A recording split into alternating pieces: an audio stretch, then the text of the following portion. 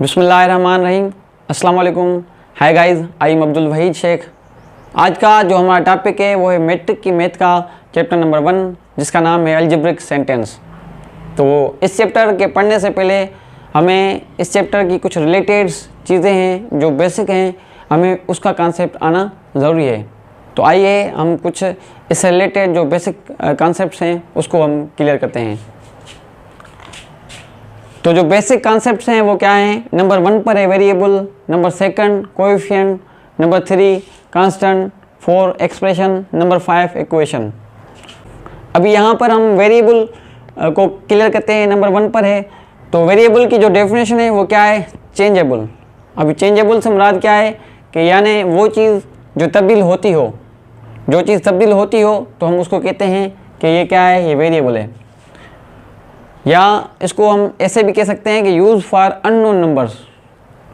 Variable हम जो इस्तेमाल करते हैं वो अननोन नंबर्स के लिए इस्तेमाल करते हैं, यानी जिस नंबर्स का हमें इल्म ना हो तो उसके लिए हम वेरिएबल का इस्तेमाल करते हैं।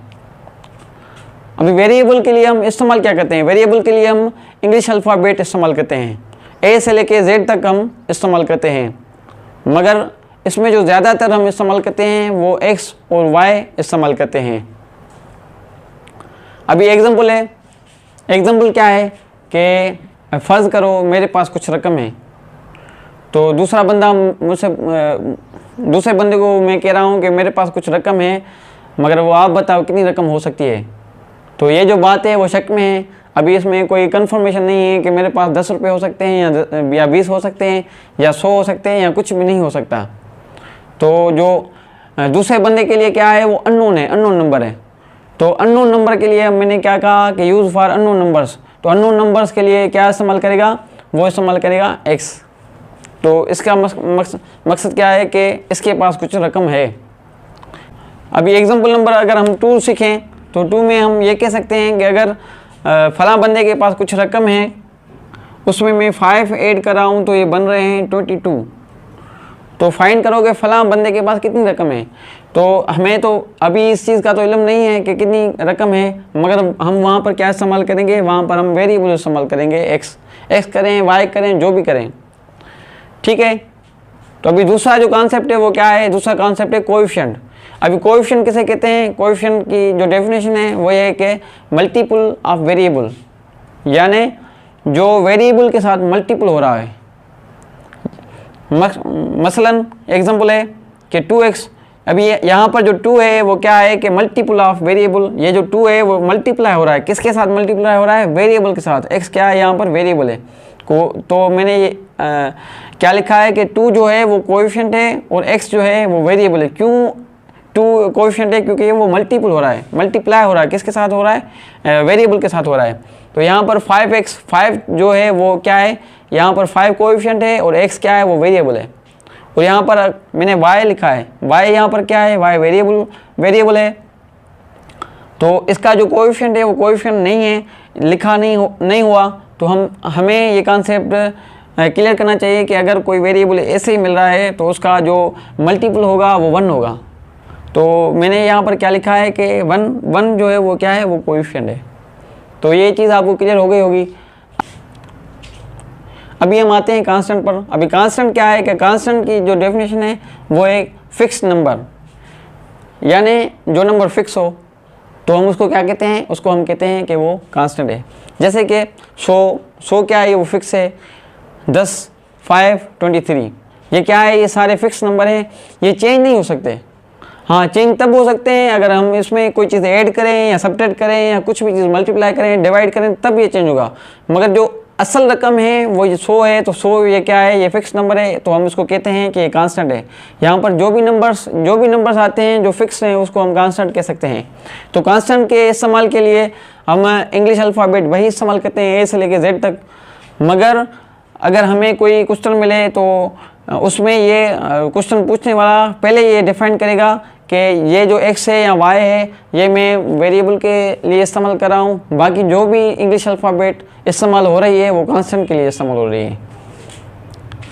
अभी जो दूसरा कॉन्सेप्ट है वो है एक्सप्रेशन का। अभी एक्सप्रेशन की डेफिनेशन क्या है कि collection of variable, constant and coefficient joint together with mathematically operation. अभी इसका मकसद क्या है कि कलेक्शन ऑफ वेरिएबल का एक मजमुआ, कांस्टेंट का मजमुआ और कोएफिशिएंट का मजमुआ एक मैथमेटिकली ऑपरेशन के साथ आपस में जुड़े, ज्वाइंट आपस में जुड़े, तो हम उसको कहेंगे वो क्या है, वो एक्सप्रेशन है। जैसे कि मैथमेटिकली ऑपरेशन मैंने यहाँ पर ब्रैकेट में लिखे भी हैं, प्लस माइनस, डिवाइड और मल्टीप्लाई। तो यहाँ पर जो मैंने लिखा है, यहाँ पर मैंने एग्जांपल बनाया है 5x, तो 5x क्या है, ये एक्सप्रेशन है। क्यों एक्सप्रेशन है, यहाँ पर 5 मल्टीप्लाई हो रहा है x के साथ, तो मैंने क्या कहा है कि मैथमेटिकली ऑपरेशन से के साथ जो भी बन रही है उसको हम कहेंगे कि वो क्या है, एक्सप्रेशन है। यहाँ पर 5 मल्टीप्लाई हो रहा है, यहाँ पर ऑपरेशन कौन सा इस्तेमाल हो रहा है, यहाँ पर मल्टीप्लिकेशन का ऑपरेशन इस्तेमाल हो रहा है। नंबर सेकंड है 5x + 2, यहाँ पर जो 5 है कोएफिशिएंट है, x वेरिएबल है और 2 क्या है, वो कांस्टेंट है। तो ये क्या है, ये भी एक्सप्रेशन है। क्यों एक्सप्रेशन है, 5 यहाँ पर मल्टीपल हो रहा है और 8 भी हो रहा है, यहाँ पर मैथमेटिकली ऑपरेशन सेटिस्फाई हो रहा है, तो हम इसको कहते हैं कि ये क्या है, एक्सप्रेशन है। √2, क्या √2 एक्सप्रेशन है, बिल्कुल ये भी एक्सप्रेशन है।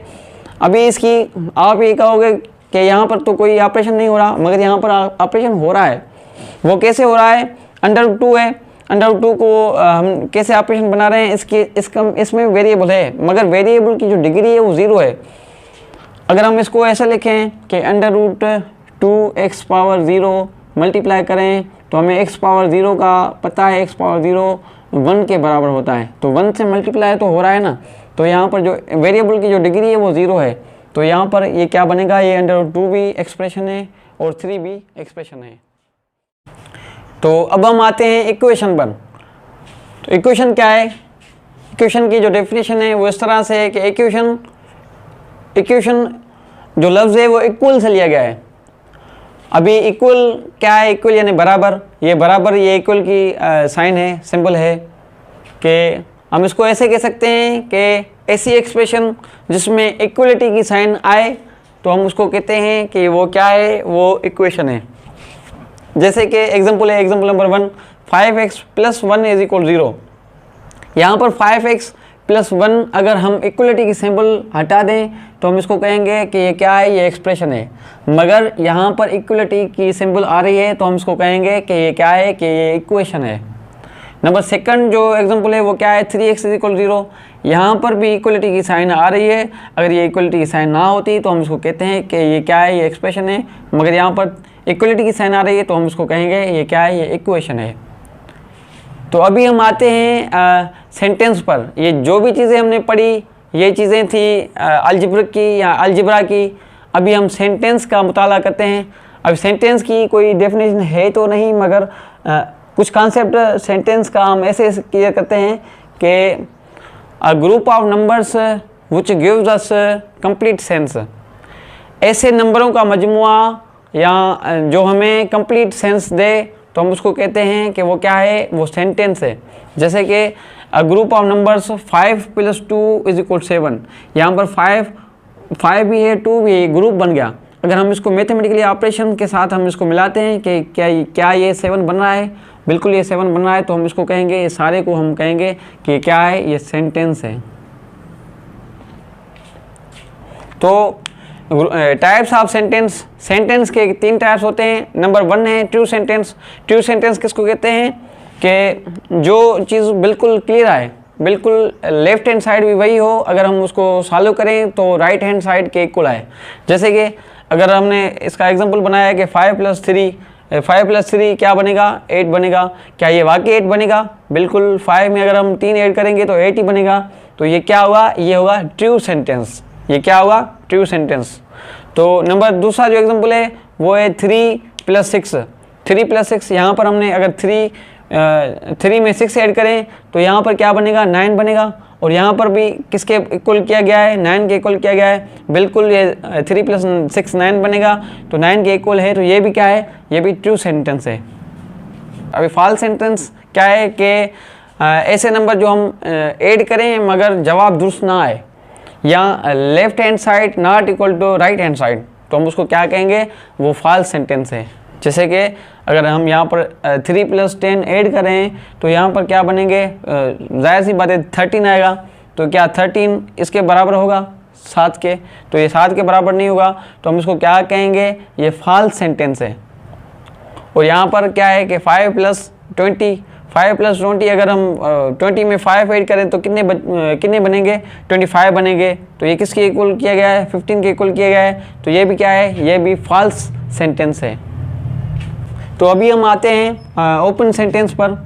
तो ओपन सेंटेंस किसको कहते हैं? ओपन सेंटेंस वो सेंटेंस होता है जिसमें वेरिएबल का इस्तेमाल किया गया हो, वेरिएबल का या किसी दूसरी शक्ल का, डब्बे का, स्क्वायर का या किसी भी चीज़ का इस्तेमाल किया गया हो, तो हम उसको कहते हैं कि वो क्या है, ओपन सेंटेंस है। यहाँ पर आप देखो कि 2x + 5 = 9।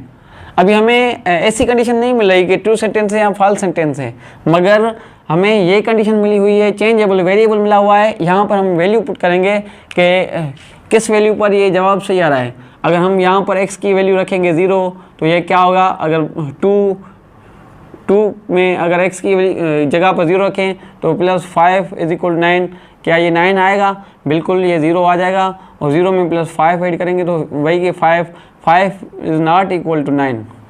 तो यहाँ पर ये गलत हो रहा है, तो हम क्या करेंगे, अभी हम x = 1 उठाएंगे कि क्या यहाँ पर अगर हम 1 उठाएं तो 9 के इक्वल आ रहा है। अगर यहाँ पर हम x = 1 उठाएं तो 2 × 1 + 5, तो यहाँ पर आएगा 2 × 5 5, 2 × 1 2, 2 + 5 7 आएगा। 7 इज़ नॉट इक्वल टू 9, तो ये भी नहीं आया। तो यहाँ पर क्या बन रहा है, 2 पर अगर हमने 1 रखा तो 1 पर क्या बन रही है, ये जो सेंटेंस है, अलजेब्रिक सेंटेंस है, ये फॉल्स बन रही है। हमें वो चीज़ इसमें फाइंड करनी है कि x की वो वैल्यू फाइंड करनी है कि ये जो हमारी अलजेब्रिक सेंटेंस है ये बिल्कुल ट्रू आ जाए। तो अगर हम x = 2 पुट करें तो क्या ये हमारी अलजेब्रिक सेंटेंस है ये ट्रू आएगी या फॉल्स आएगी? तो हम क्या करेंगे, यहाँ पर 2 पुट करें, 2 × 2 + 5 = 9, 2 × 2 4, 4 + 5 = 9, 9 = 9। यहाँ पर भी 9 बन रहा है, यहाँ पर भी 9 बन रहा है। तो ये क्या है, ये ट्रू सेंटेंस है। तो x अगर हम 2 उठाएं तो यहाँ पर हमारा क्या बनेगा, ये बिल्कुल सेटिस्फाई करेगा, 9 = 9। तो इसको हम क्या कहेंगे, जो ऐसी रकम जो अलजेब्रिक सेंटेंस को ट्रू कर रही है, तो हम उसको कहेंगे, ये जो x है उसको हम कहेंगे रूट ऑफ इक्वेशन। क्या कहेंगे, root of equation, root of equation. I hope आपको क्लियर हो गया होगा। अभी हम आते हैं दूसरे एग्जाम्पल पर। तो दूसरा एग्जाम्पल क्या है, 3x + 3। तो यहाँ पर हमने रूट ऑफ इक्वेशन को फाइंड करना है कि रूट ऑफ इक्वेशन क्या है। तो हम यहाँ पर फाइंड करेंगे रूट ऑफ इक्वेशन। तो यहाँ पर आप देखो, अगर हम इसमें 1 पुट करें तो 3 + 3 6 आएगा। तो 6 इज़ नॉट इक्वल टू 15। तो x अगर हम 1 उठा रहे हैं तो इस पर फॉल्स सेंटेंस बन रहा है, फॉल्स सेंटेंस। अगर हम x की वैल्यू 2 उठा रहे हैं तो क्या बन रहा है, 2 × 3, यहाँ पर हम 2 पुट करेंगे, 2 × 3 6 आएंगे, 6 + 3 9 आएंगे। तो 2 पर भी क्या हो रहा है, फॉल्स सेंटेंस बन रहा है, फॉल्स सेंटेंस। तो अगर हम क्या करें, अगर हम 3 उठाएं, x = 3, तो 3 यहाँ पर पुट करेंगे, 3 × 3 9, 9 + 3 कितने होंगे, 12 होंगे। तो 12 भी बिल्कुल ये फॉल्स सेंटेंस बन रहा है 12 पर भी। अगर x = 3 रख रहे हैं तो x = 3 पर भी ये फॉल्स सेंटेंस बन रहा है। अगर हम x = 4 रखें तो 4 पर ये क्या ट्रू सेंटेंस बन रहा है या फॉल्स सेंटेंस बन रहा है, चेक करेंगे। 4 हम इसमें रखेंगे, 4 × 3 12 + 3 क्या हो गया, 15 हो गया। तो ये यहाँ पर इसमें ये क्या हो रहा है, ट्रू सेंटेंस हो रहा है। किस पे, ट्रू सेंटेंस किस पे हो रहा है, x = 4 पर ट्रू सेंटेंस। तो यहाँ पर जब हमने x = 4 रखा तो ये जो इक्वेशन है वो सेटिस्फाई हो गई है। ये अलजेब्रिक सेंटेंस बिल्कुल left hand side and right hand side बिल्कुल क्लियर है। तो इसको हम कहेंगे ये ट्रू सेंटेंस है। और इसका रूट ऑफ इक्वेशन क्या है, रूट ऑफ इक्वेशन या सॉल्यूशन सेट क्या है, x = 4। तो इसको हम कहेंगे रूट ऑफ इक्वेशन। तो थैंक यू वेरी मच। अगर मेरी वीडियो आपको पसंद आए तो मेरी वीडियो को लाइक कीजिए, शेयर कीजिए और कमेंट कीजिए। अगर मेरे चैनल पर आप नए हैं तो मेरे चैनल को सब्सक्राइब कीजिए और नीचे दिए गए बेल आइकन को दबा दीजिए ताकि मेरी हर आने वाली वीडियो आप तक पहुंच सके।